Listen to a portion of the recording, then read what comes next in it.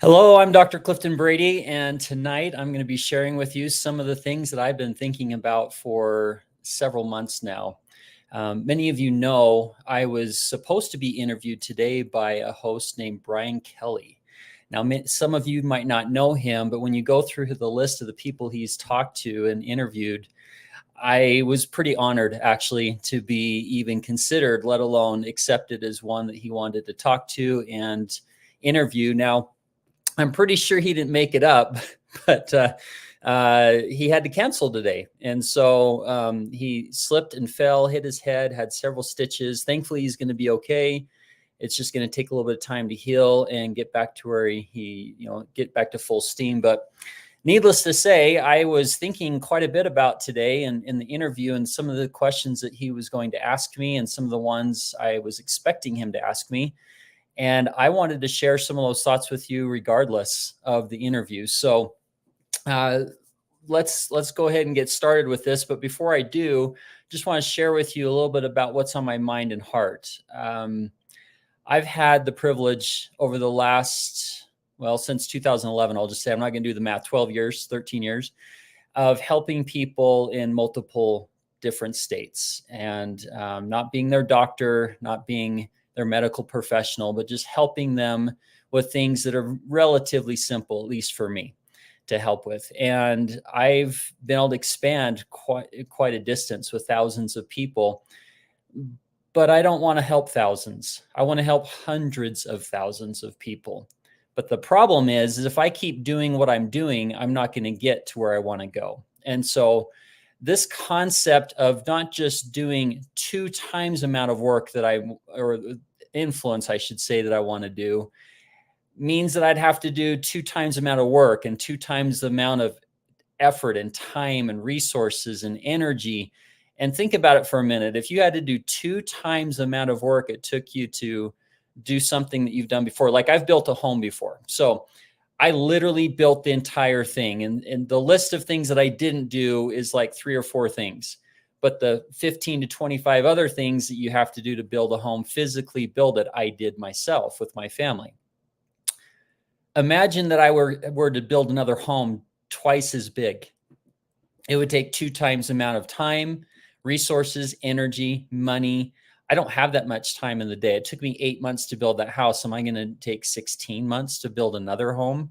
It just seems ridiculous. It seems too big, too hard, too fantastic to even imagine. But I've been reading a book called 10x is better than 2x, or is easier. And I'm like, easier? How could 10 times be easier than 2 times? Because I just described what it would take to build a home, but then do 10 times the size of the house. And it's had me thinking and realizing he's right. It is easier to go bigger than it is to go just twice as much. So I'm going to get into that a little bit more as we go along, but just wanted to give you a little bit of the context of where I'm coming from.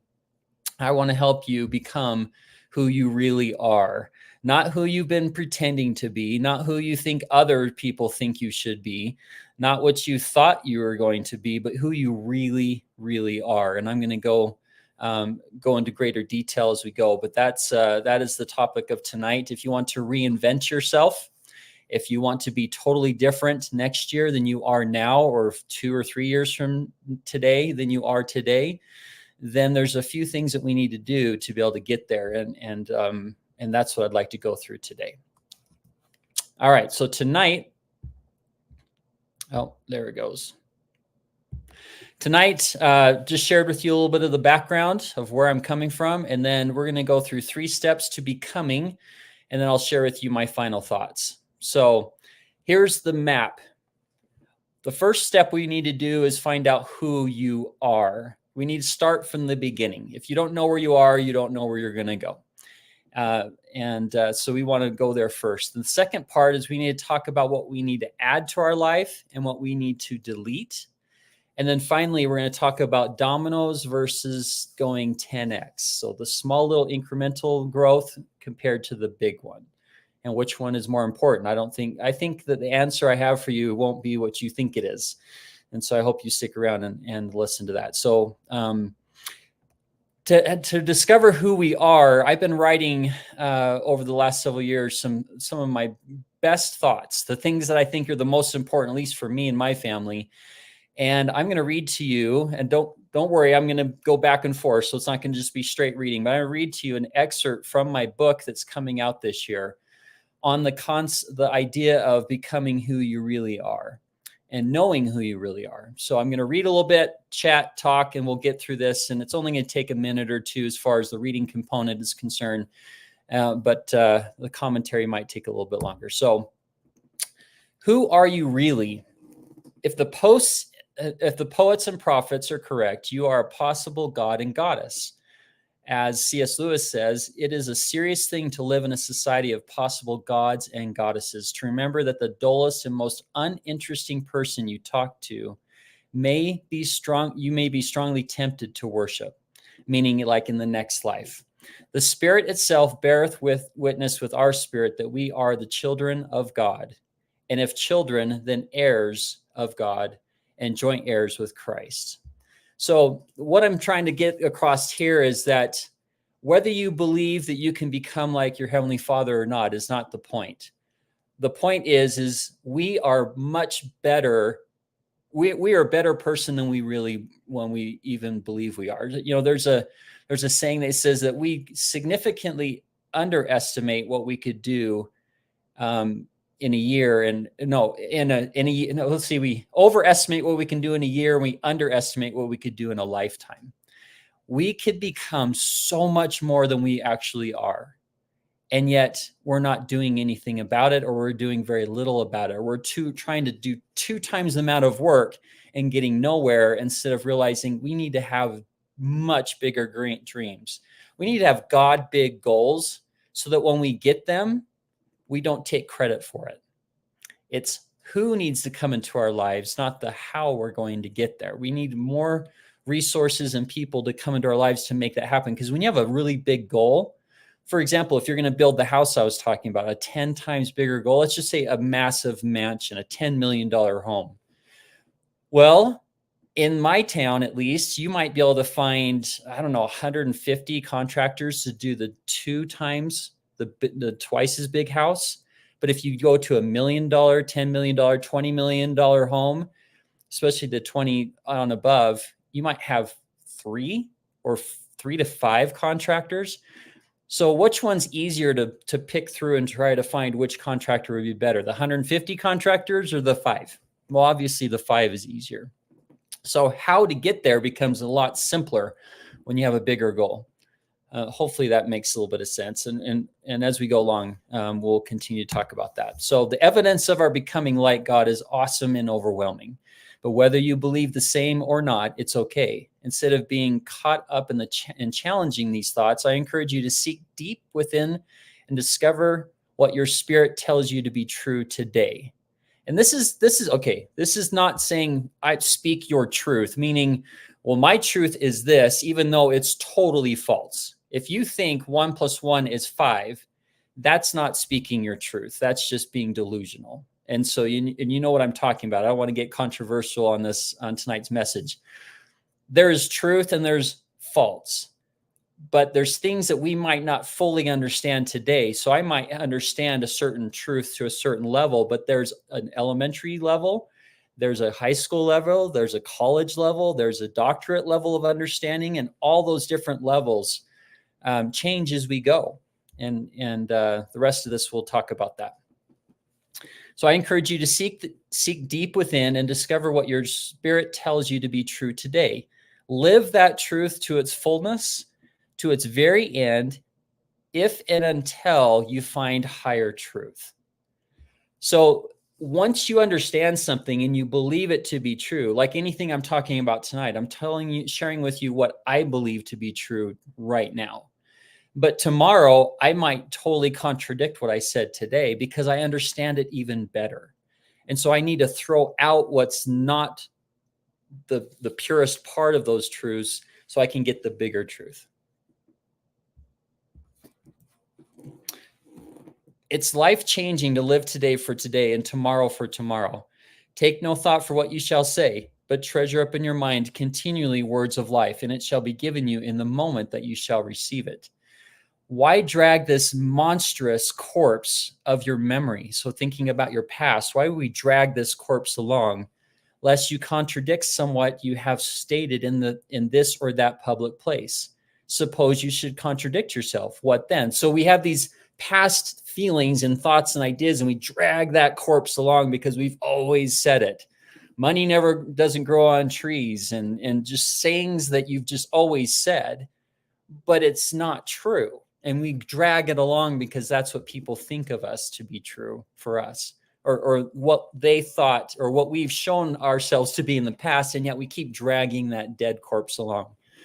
But to bring the past for judgment into the 1,000-eye present, meaning let everybody see what is the truth and let people judge, and live ever in a new day. Leave your theory as Joseph his coat in the hands of the harlot and flee. So what Emerson is trying to say is, don't stop living in what you thought you were when you found out it's not true. How embarrassing to declare something today with full and complete conviction and yet disagree with your own theory tomorrow. True, it can be uncomfortable, but I would rather grow than to be ignorantly consistent. Imagine be consistently wrong all the time. I don't think that's where we need to be.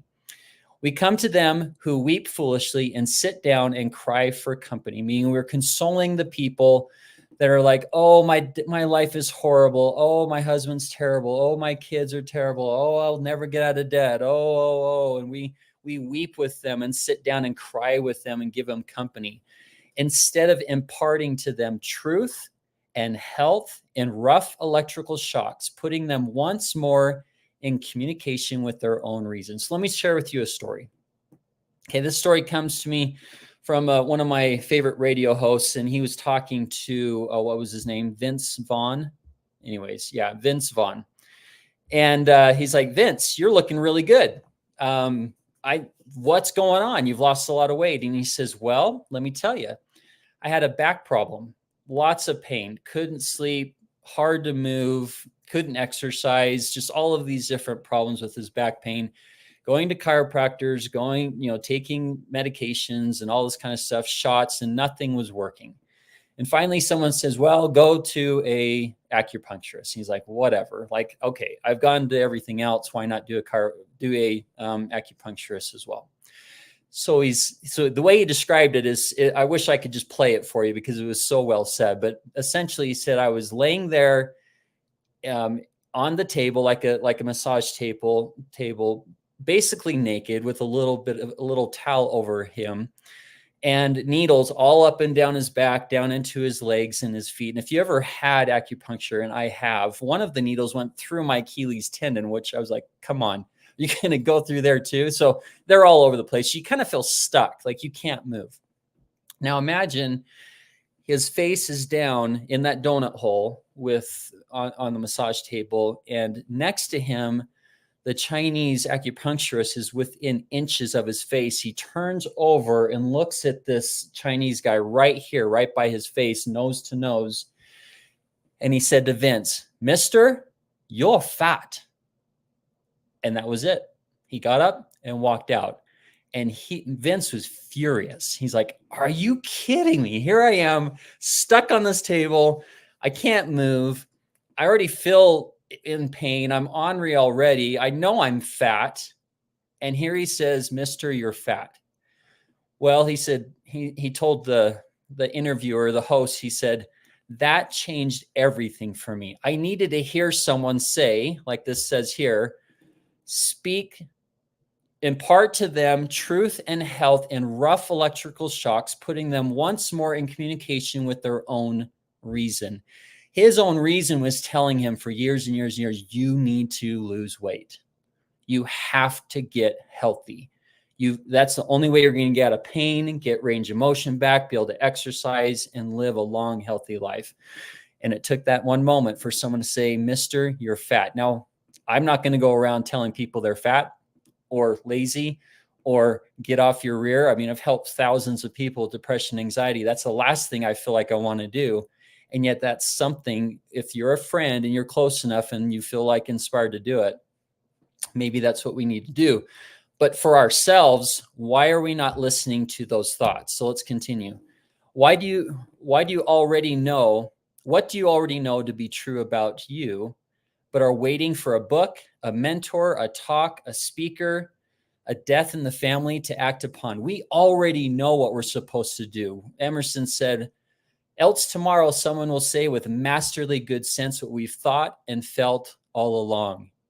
And yet with shame, we will be forced to take our own opinion from another. Someone on stage, a speaker, a book, a mentor, a friend, or whatever, tells us that they're going to do something. And you're like, oh, I knew that was true. I knew I was supposed to do that. And now I'm going to do it. But with shame, we take our own opinion from another. We do need to watch that glimmer of light that flashes from within. And yet we reject those thoughts because it is our thoughts. That's ridiculous. Well, is it the Spirit or is it not the Spirit? Is it God or is it not? Who cares? Does it make you feel good? Are you doing something that's right? Like it's not going to hurt someone else. Are you going to be better off for it? Then go do it. Ready, fire, aim. Go for it. And then you can find the time to aim. Doing this presentation tonight, I didn't want to do this presentation tonight. But when I got the cancellation email, I thought, well, I've got these thoughts I need to share. I know I need to do this. I want to do this. And it took that moment of cancellation, go, okay, this is the time. I've got to act. The book is being written. It's been being written for many, many years. And now I'm finally finishing this book and creating something that I've always wanted to create. So I'm as guilty as anyone else is not doing what I knew I should have done and waiting for a mentor or someone else to tell me I should do it. What is God telling you through challenges, dreams, loss of a job, a new perfect, quote unquote, job, lost relationships, and new friends? Everything we need is already prepared for us. The relationships, money, time, resources, everything. The Thanksgiving dinner is set, hot and ready. All we need to do is take a seat at the table and receive it. So this is one of the reasons why I have this license plate. Right, it's currently not on a vehicle because that vehicle was unfortunately in an accident, and it wasn't my fault. It was someone else in my family, but it's waiting for that for the goal to be reached so I can put that plate on there. And until then, I look at that plate all the time, every day, thinking, okay, I need to receive the good, the bad, the ugly, all of it, because all of it brings me closer to a better person. There's a quote that says, every wave of adversity wafts me that much closer to deity. You throw a beach ball out in the ocean, what happens? Eventually it comes back. It takes some time, but if that beach ball resists that ocean wave, it will never get back to where it needs to be. And that's how I feel about receiving. We need to receive all of it, not just some of it, but all of it. In Romans, it says, for all creation waits with eager longing for the revealing through the sons and daughters of God. So all of the different elements, wood, steel, air, all of it, everything is waiting for us to have that inspiration. It's eagerly waiting for us to have that inspiration and to move into action. So interesting, not only is God patiently waiting for us to see, interpret, and act on the impressions, but so are the elements of the earth. All creation is waiting for us to receive the hunch, gut feeling, or intuition and act. This scripture was supposedly inscribed on Einstein's wooden desk. I don't recall Einstein being overly religious, but it's my hunch that he actually believed that scripture. You are enough. The you that is you today is all that is needed to take the next step. There is no special wording, skills, or new concepts needed. The wording, skills, and concepts may or may not come later, but we don't need them to move forward today. You are the best you now. So what I'm trying to say there, and I hope, well, when you write it in a book, you shouldn't have to have any explanation. So, these are still rough drafts, but what I'm trying to say is all of the people, the resources, the opportunities, all of it is already set today. So when someone has a revolution Martin Luther King says, I'm going to go do a speech and I have a dream speech. Well, there was no internet, no social media, no nothing. It was just word of mouth. Everybody, he had something that he believed in so much that it went past any communication level and into the minds and the hearts of people. They didn't show up for him. They showed up for themselves. They wanted to be part of something big and huge, a big change in the world and big change in the nation. And all of those people were all sitting at home, and they would have sat at home that day, except he had the dream. And when the dream happened, that's when all the resources and opportunities, all the cars turned on and the people got in and they took off. And that's what I'm trying to say is everything's available. You are all you need to be right now, even though you might feel horrible about it. But it's perfect. You had the perfect bad experiences. I had the loss of my brother through suicide, which was really horrific and terrible, and yet perfect for what I became today. So I love how Marcus Aurelius says, what stands in the way becomes the way. So the challenge of my brother passing away, the challenge of a fire in my office, the challenge of my dad passing away early at 60 years old. The challenge, I mean, I could go on and on. You could go on and on with your challenges. All of it's perfect. None of it is bad or good. It just is. So now what are we going to do about it? Would you look at your young son or daughter and say that they are not enough? Same with you and me. If there's anything we need, it's desire and willingness to receive more. Although we are enough for today, regardless of, or especially as a result of all of our failures, we must grow or we will die.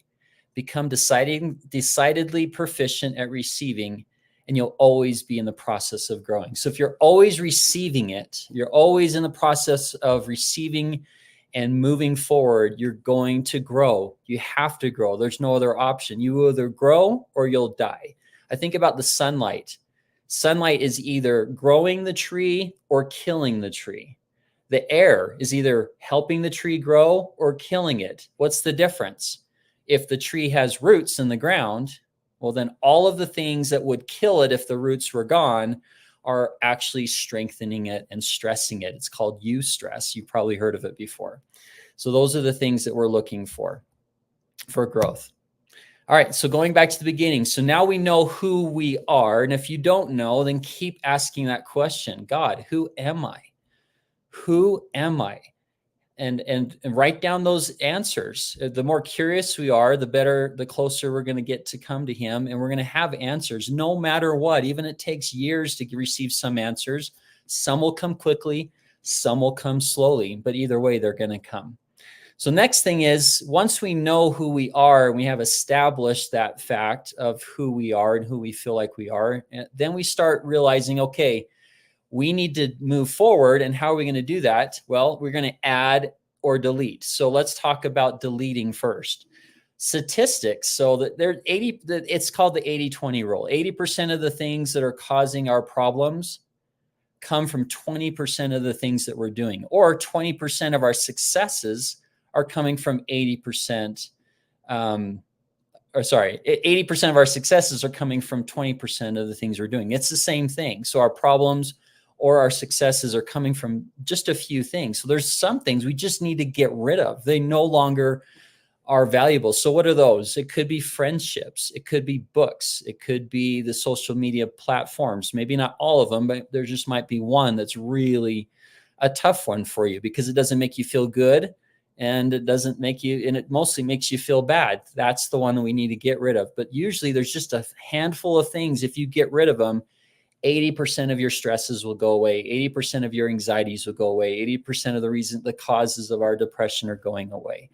I mean, when I'm working with people, the 80-20 for me is the micronutrients that we're working with, and they are happier. They're healthier. They're more energetic. They can think, they can reason, they have less brain fog, they can sleep better. They keep their relationships, they make new relationships. And it's just that one little teeny tiny thing that makes the difference. For you, it might be exercise. It might be cutting out sugar, white flour. It's just the small things. Now, are you going to wait for a blogger to tell you about it, a YouTuber, a social media person, or are you going to act on the thing that you already know you should do? So I'm going to walk you through a little an exercise to help you identify some of these things, but most likely you already know. So what I wrote there is what got us here won't get us there. And I think I got that concept from Dr. Hardy's book, Gap in the Gain, I believe, or anyways, one of his books. But I believe that what got me here is great. And I'm super grateful for it. And I need to show gratitude for it. Otherwise, what was the purpose of doing what I've done? But I can't get to hundreds of thousands of people served by doing what I've done. I have to completely reinvent myself. I need to have not just a 2x or a 3x or a 4x goal.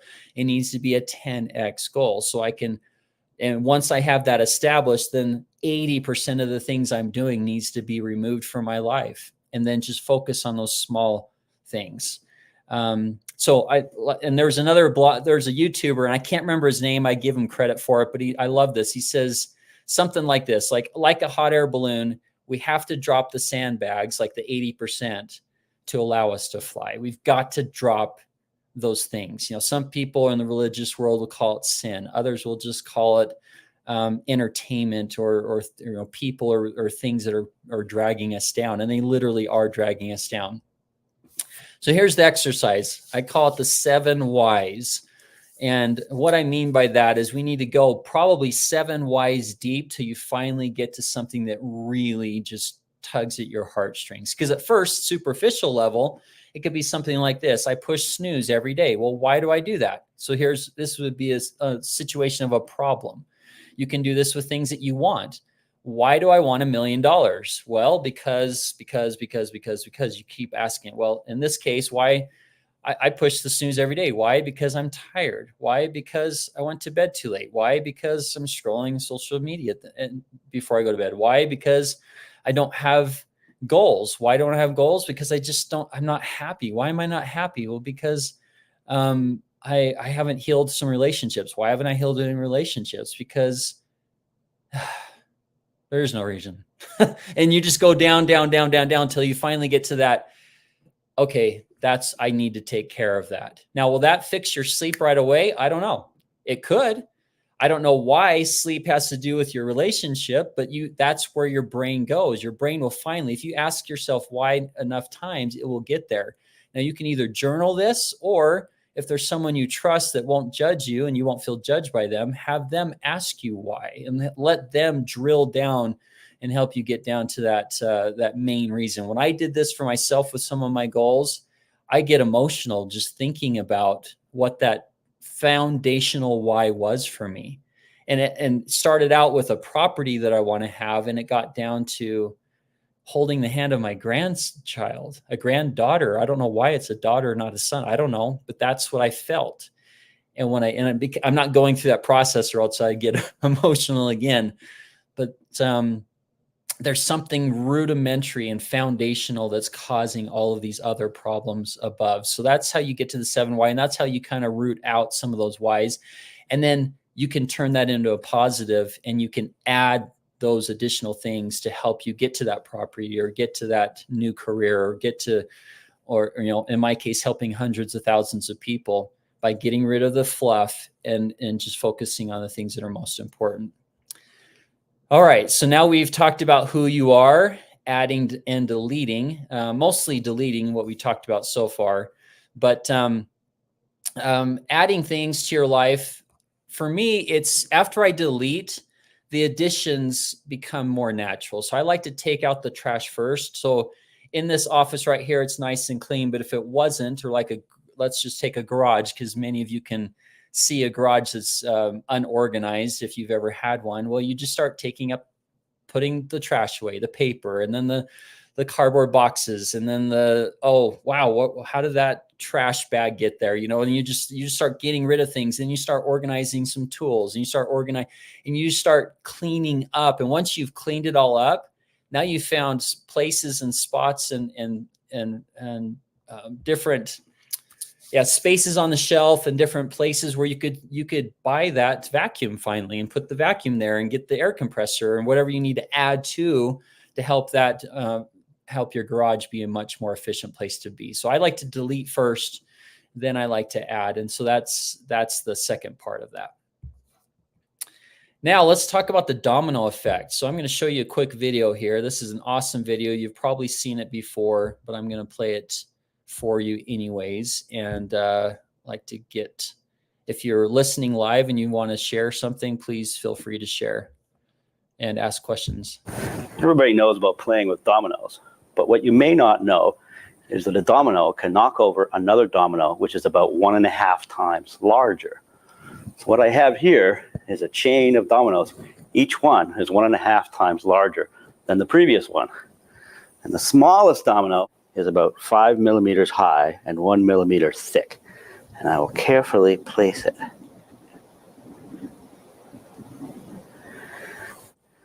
And there are 13 dominoes.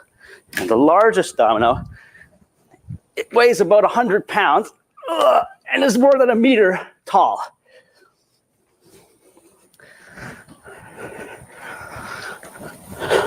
Ready?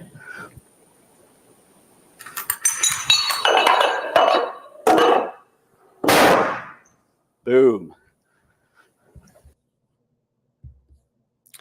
I love his effect at the end where he's shaking. That's so cool.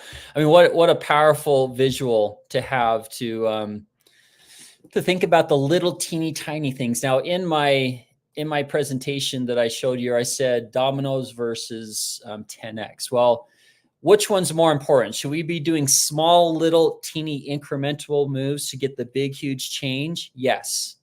Should we go straight to the big, huge change? Yes. When? It depends on the thing that you're trying to do. So for exercise purposes, most likely it's going to take little teeny incremental changes on a daily basis to get to the point where you become actually really healthy and maybe an athlete again, if that's where you want to go. But there's other things that you can change right now that's not incremental. You've got to get rid of that job, that relationship. You've got to say no to smoking. You have to say no to the addiction. It has to be done now. That's a big, in some cases, a 10x huge, massive change that people are not willing to get rid of. And you can't incrementally get rid of it. But there's other things that's going to be incremental. Getting to 100,000 people or hundreds of thousands, 600,000 people becoming who they really are. I'm not going to get there tomorrow. But incremental changes will get me there and then way beyond that into the millions. If I can get to 600,000, why wouldn't I get to 600 million? I don't, that's huge. I don't even have that goal right now, but that's kind of the point.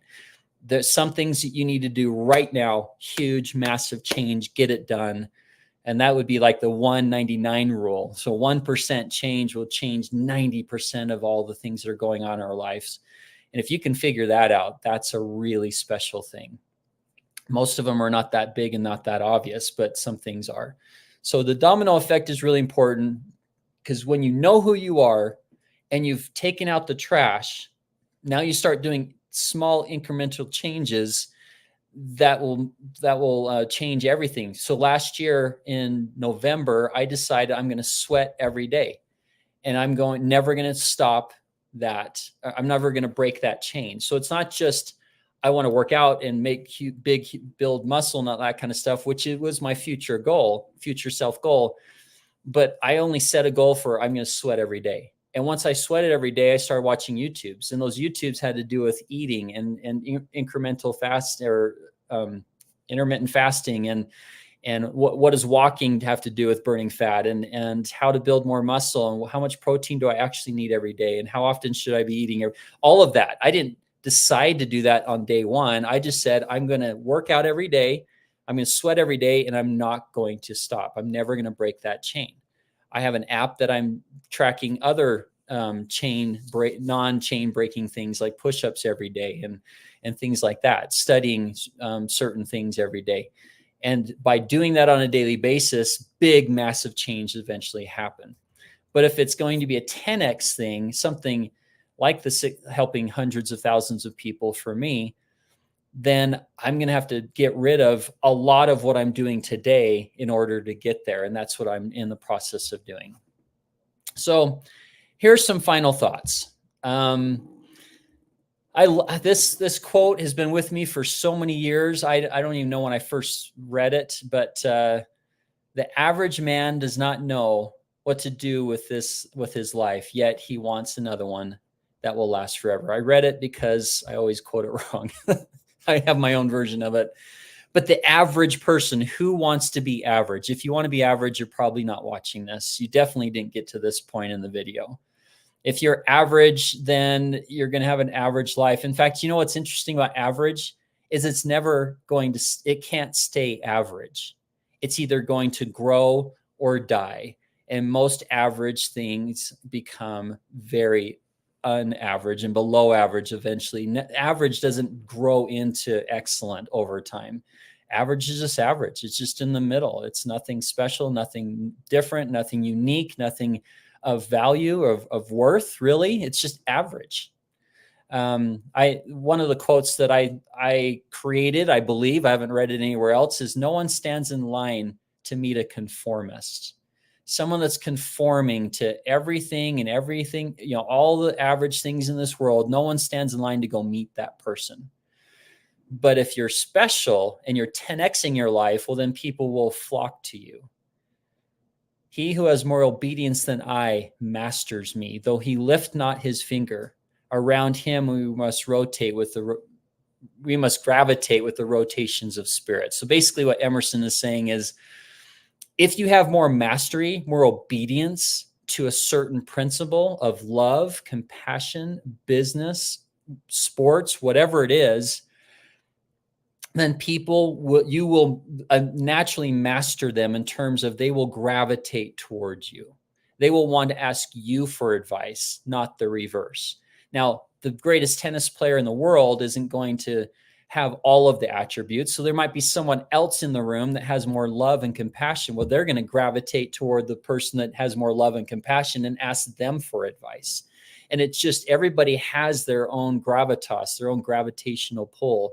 And they become attractive, literally attractive, by coming 10 times better than they are. So a lot of Christian people are thinking, okay, I want to have a life that is forever. And yet they don't know what they're doing with this life. It doesn't seem right. I feel like we need to be knowing what we need to do in this life, becoming as good as we possibly can be with as much knowledge as we can. And then eventually we can have a life that will last forever, I believe, and we'll continue that process of growth forever. But why not start now? Why were we waiting for tomorrow? Why do we wait Monday to lose weight? Start today. Start with the next meal. We have everything we need right now to become who we are meant to become and who we want to become. So anyways, those are my final thoughts. Hopefully that was helpful for somebody, that you took something from this, become a better person, do what you need to do today to become the person you want to be tomorrow. Give your future self a gift.